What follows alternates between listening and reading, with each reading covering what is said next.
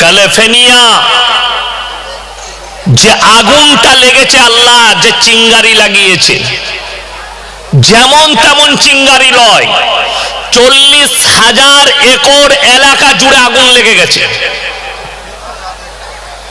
সব থেকে আমেরিকার দামি শহর ওই ক্যালিফোর্নিয়ায়, হলিউড, যেখানে হলিউডের নায়ক নায়িকারা বসবাস করে, এক একটা বিল্ডিং গলে গলে পড়েছে।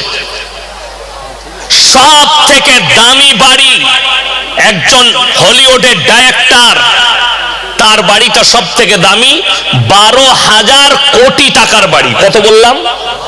ভারতের মুদ্রায় 12,000 কোটির বাড়ি আগুনে ঝোঁকা হয়ে আল্লাহ তাআলা গলিয়ে নামিয়ে দিয়েছে।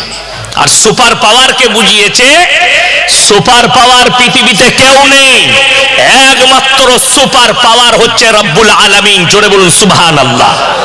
এর উপরে সুপার পাওয়ার কেউ নেই।